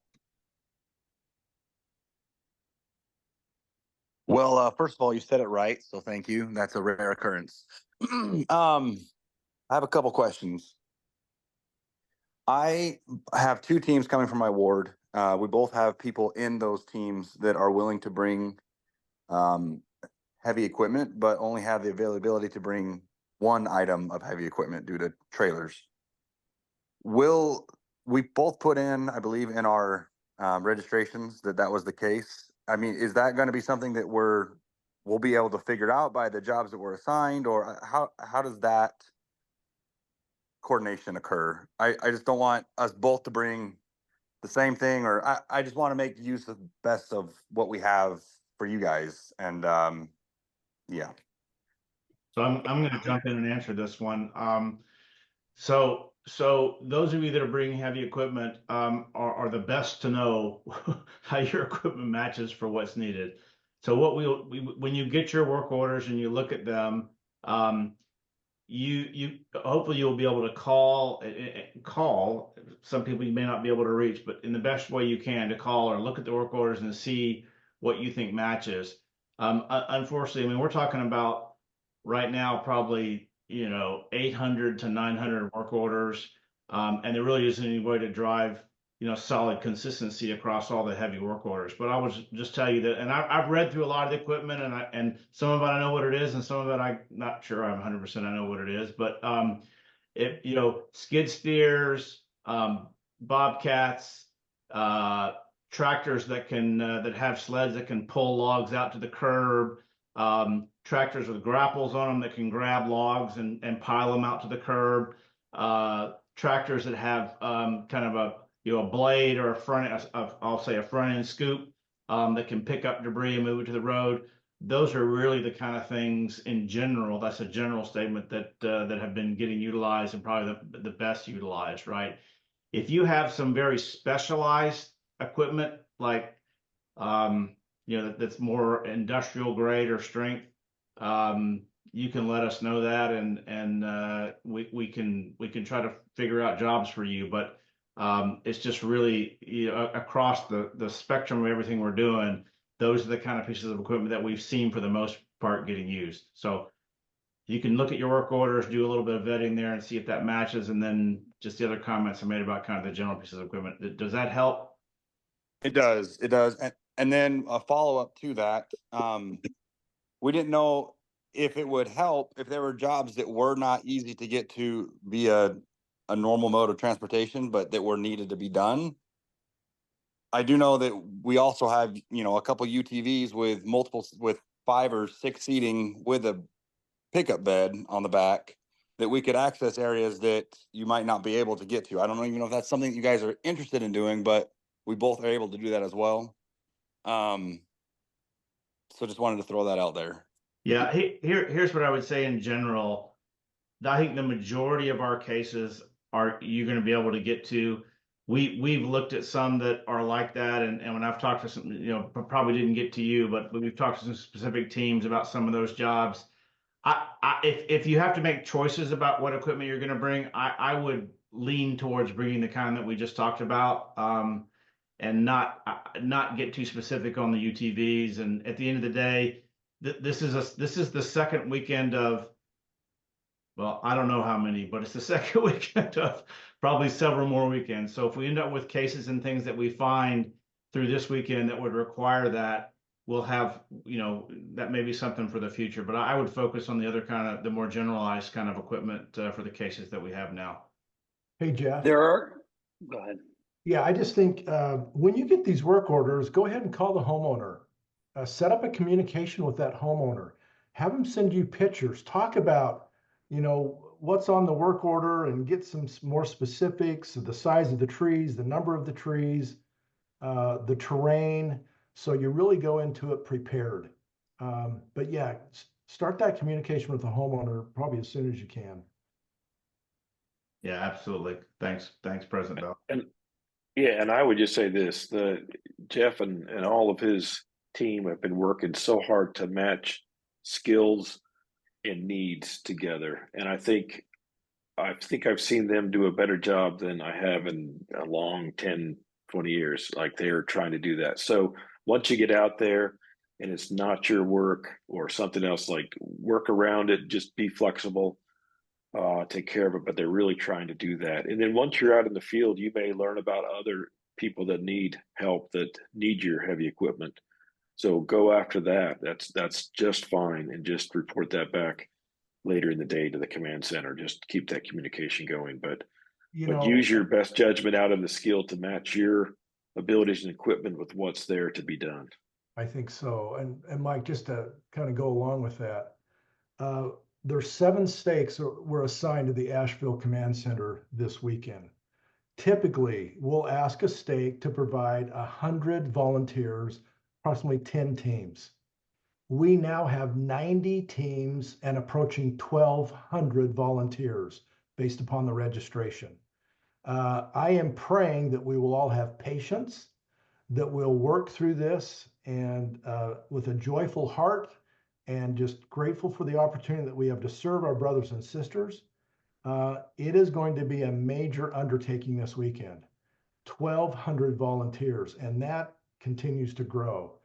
So anyway, just so everyone's aware of that, and I think we'll just do the best we can. We'll just do the best we can, pray for the Lord's help, and it will all come together and we can bless lives.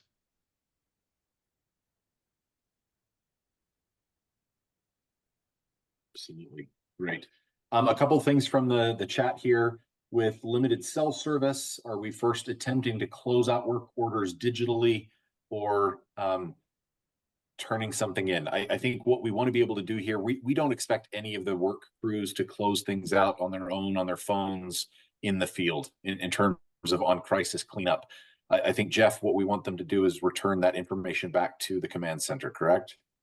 Yes, we would prefer, because we have to close it in crisis cleanup as well as closing it out in I'll say the churches or the command center's database as well. I will say that if some of you are experts in crisis cleanup and you're comfortable doing it, I'm not going to preclude you from doing it, but that does not change the responsibility of reporting back to the command center personnel so that notes can be made and things can be closed out in our database. So our preference is A. I don't want to, cut people off. People have been doing this for a long time and go, yep, I know crisis cleanup and I know how to do that. That's great. But you need to report back to us that you did it in crisis cleanup and then give us the notes so we can close it out in our database. But since we're limiting command center visitation, we can just do that over the phone, right? Just call it in. You can call it in, you can text it in, you can, if at the end of the day you want to run by there, we're not going to say don't do it, but to your point, it'll be hard for 90 crew leaders to stop by the command center. So yeah, text it in, phone it in, and if you text it in, if the person at the command center has some questions or issues, they'll give you a call and just talk through it. But I appreciate that question, and it's just really important that we get the information at the end of both Saturday and Sunday.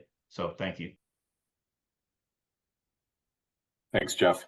There was a question in the chat about first aid kits being available at the command center.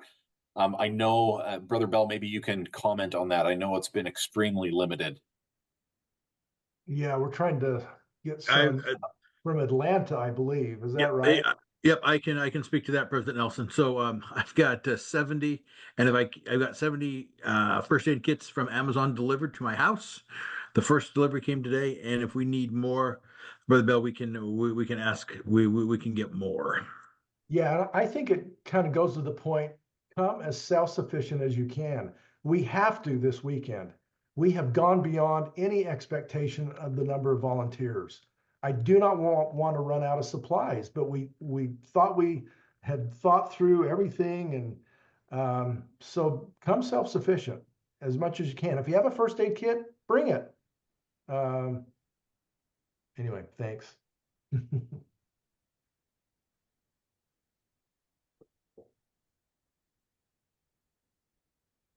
All right, Mike Warner, we'll go to you.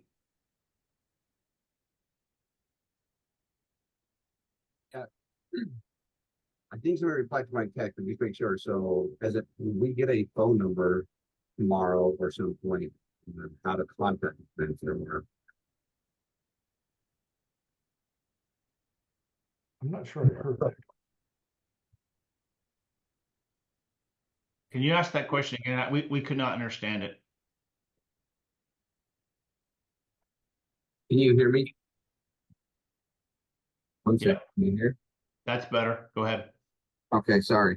I had to change microphones. So when we're out in the field, I think somebody replied to the chat. Just want to make sure I understood that. When we get either tomorrow or by Saturday phone number on how to contact the command center when we're trying to close out the order or follow up, is there going to be a number for each team, or how's that work? Yes. So when you receive the email with a link to your work orders in it, there will be a name and phone number of a point of contact at the command center, which will be a member of the work order team, and that will be the person that you should communicate with. Now recognize that if you text them, give it a little time. If you call and you don't get them, leave a voicemail. We'll respond as quickly as we can. But that name and phone number is who will be your point of contact for your crew to the command center.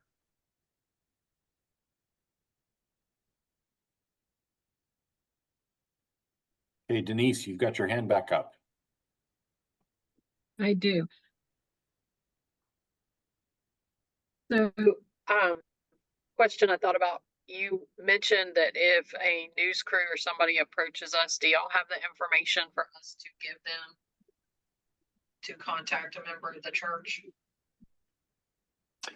So as the stake president in Asheville, I will be the primary spokesperson for the church, and I will be at the command center most of the time.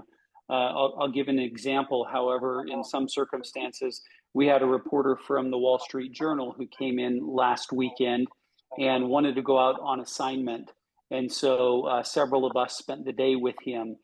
What we'll want you to do is reach back to the command center and inform us that you have been contacted by a reporter of some sort, and provide them with contact back to the command center, and we'll get you patched through to our communications team or directly to me.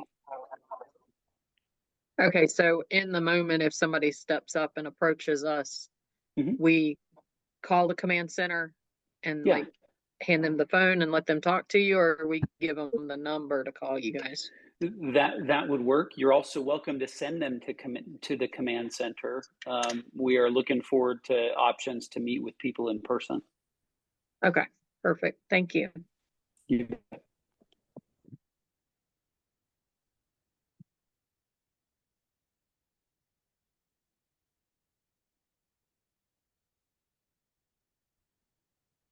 Okay, and Rulon, you have your hand back up.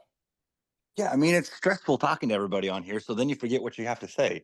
I did say I had two questions, though, in my defense. Okay, so my second one, I know we had talked about if individual members are wanting to make donations to explain to them how that can be done.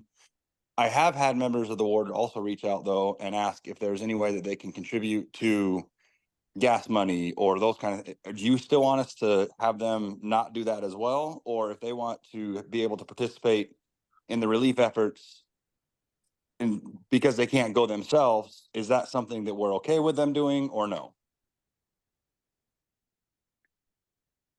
I mean, I would respond this way, and then I'll President Gillette, President Bell, please chime in if you have other thoughts.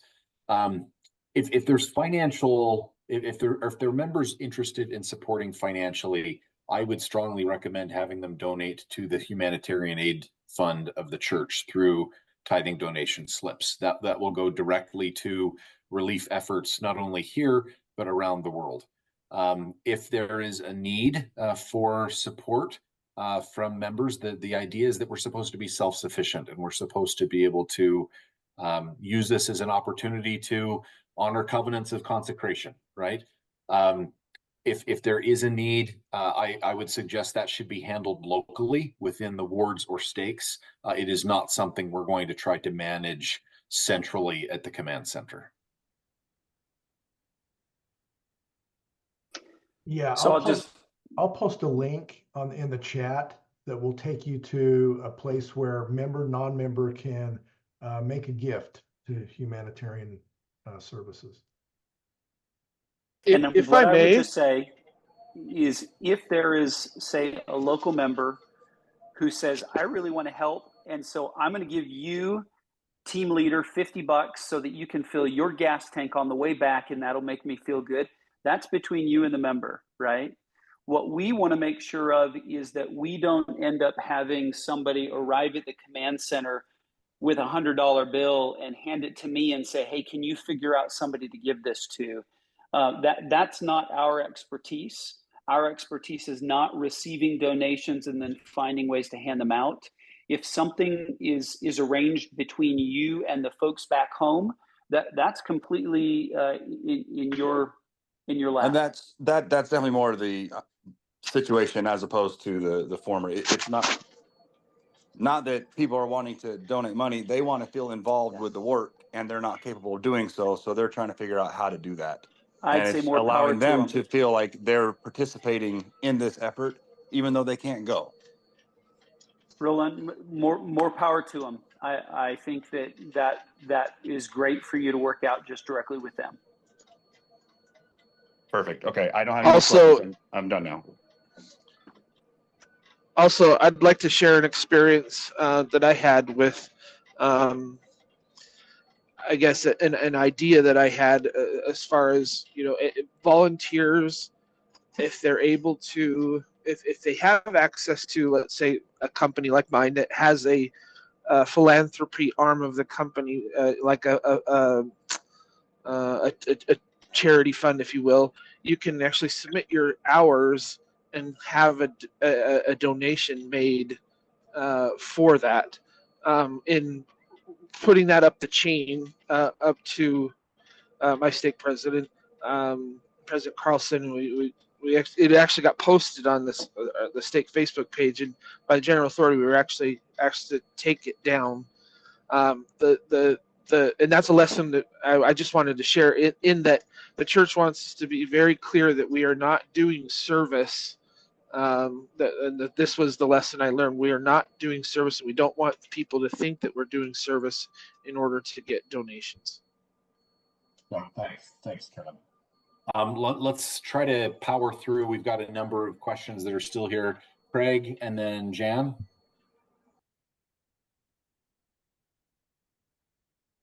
Hey, just one quick item that President Gillespie and President Bell, I think just to clarify, by my training and background is public relations. I think one thing if you do have the rare situation where someone from the media does approach you, we don't want to make it awkward and say, I can't talk to you, call the command center.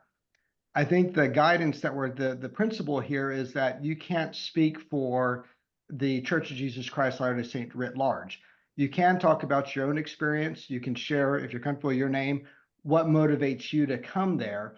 But the reason we want to tie them back to the command center and get the stake president involved is because there's such a bigger story to be told there.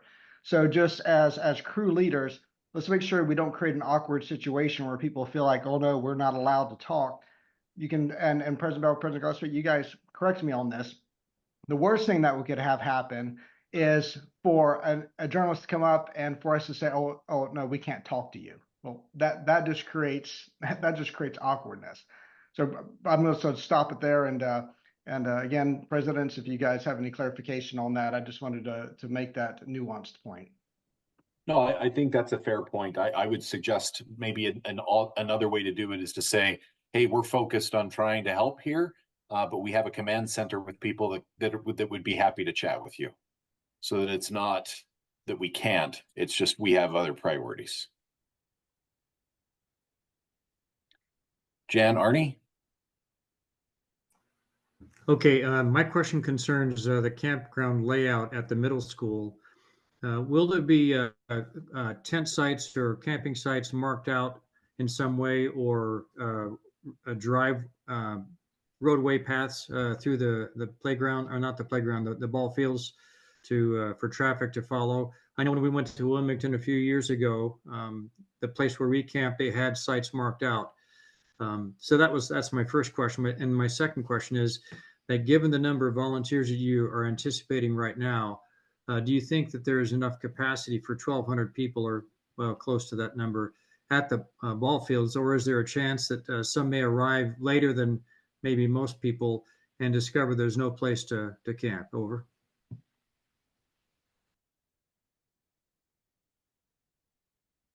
I can address that. So we've asked for information to be shared in the chat as to how many people from your groups need a campsite.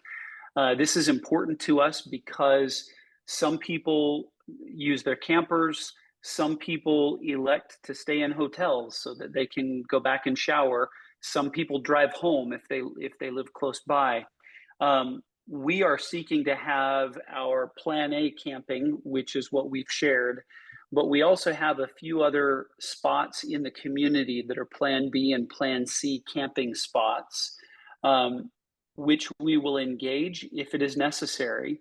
If it's not, we do feel like there is some value in just trying to keep people all in one spot. We have not previously marked out camping spots. Part of the challenge with that, once again, is that these are ball fields that are part of a school. We can't really draw things.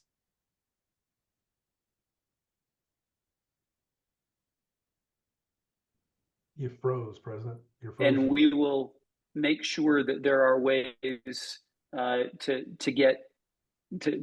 accommodate people as needed. Okay, thank you. Mm-hmm.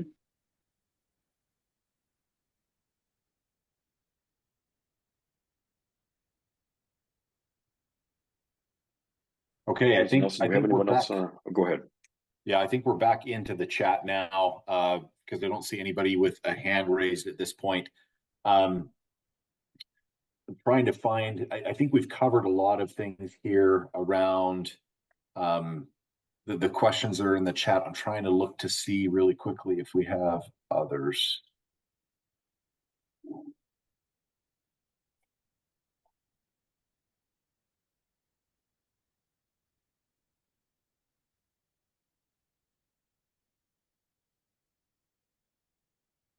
Hey, while you're looking really quick, I lied. I'm sorry. It's ruling again.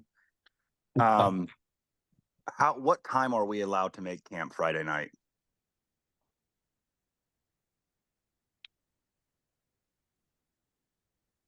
Friday afternoon. Not Yeah. sure. Yeah. The camp spaces will be available really anytime on Friday. I know that we're receiving delivery of a truck around noon, and we will seek to have our campsite organizers out there by about 5 o'clock. If you need to be there before then, you're kind of on your own, but just please be respectful of the space and mindful that there are going to be a lot of other people arriving. But 5 o'clock we'll have somebody out there.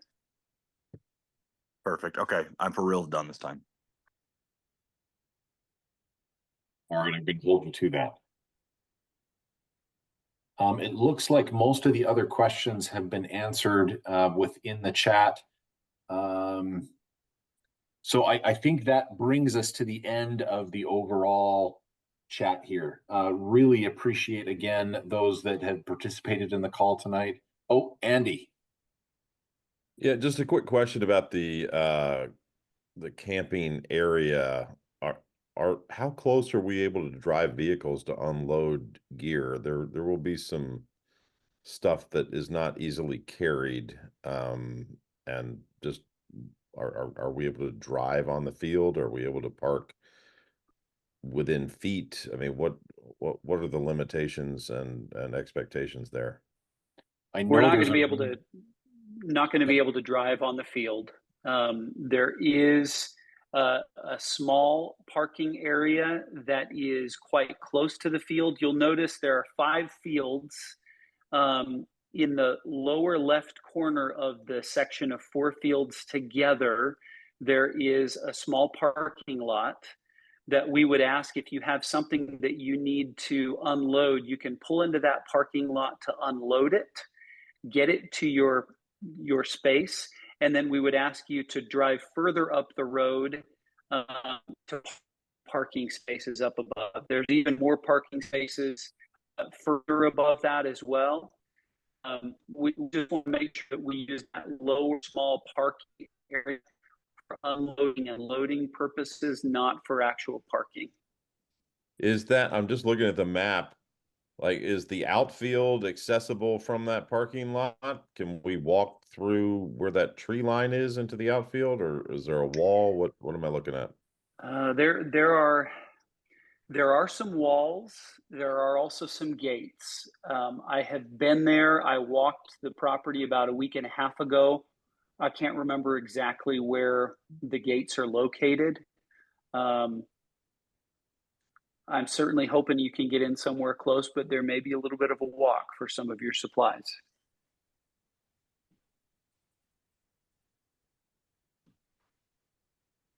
Is there going to be Bathrooms are any this building in the middle? Is there going to be any direction or management so that as people show up, we're not just kind of willy-nilly putting tents wherever, and then it gets harder and harder as the day goes on to get groups together and to actually have a space? Yes, we will have a campsite host at each location. This one for sure, and then if we need to add on our secondary and tertiary locations, we'll have a campsite host at each of those as well, who will do their best to respectfully kind of manage the layout and support those who are getting set up. Can I ask a completely unrelated question? But I keep seeing that thing for the stake assembly building, and I have never heard that term in my life. How is that different from a stake center, and what is a stake assembly building? A stake assembly building is a completely useless building that the church built about 3 of, and then they stopped building them because they realized they're not very helpful. Basically, what it is it is a large wooden floored basketball court with a little stage up front and stake offices in the rear. And so it's a place for activities, but it really, we use it, but it's not useful as many of our stake centers and other buildings are. We have one of those here in the Metro Atlanta area. It's not in our stake, and we lovingly refer to it as the barn. Sounds about right. Thank you. That's I've never heard that term before, so thanks for explaining that. It sounds more formal than the barn, so we'll give it that. Garrett. Yeah, really quick. I do notice that there's a tree line for people that camp with a hammock. Will we be allowed to be in the tree line? I don't see why not. And I do believe that we should be able to set up hammocks. It'll just be first come, first serve. Okay. And since you're off the ball field, would you be able to have a campfire? No, again, unfortunately, we because it's school property, we really can't do campfires. Shoot a blooming mile. I tried. Completely understood. That's it. Thanks. Stacy?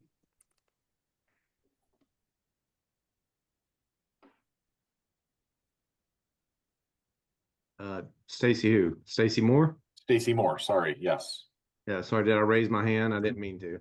I'm Okay. chatting in here in the chat room, but I'm good. No worries. And then Chris.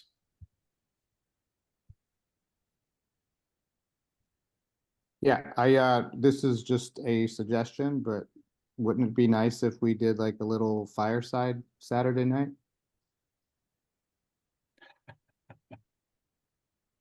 Just words of encouragement, remind us all the importance of service and why we're there.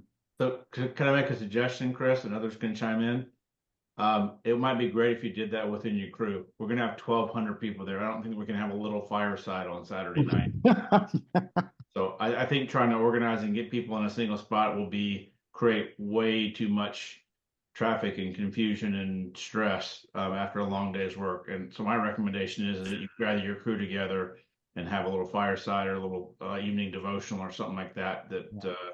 I could see that being great, having your group or your ward get together. Yeah. I think that would be awesome. Yeah, great idea, Jeff. I've done more than a few of these, and by the end of that day, it's going to be all you can do to get people fed before they collapse and die in their tents. So, yeah. Well, one of the things that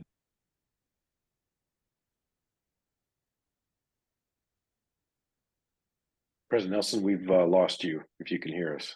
Is that we do to have a sacrament meeting on President Nelson, you're dropping out on us. Sunday morning, but we don't know the details around that yet. Those will be provided later. I'm jamming his signal, so we can't talk about this topic on this call right now.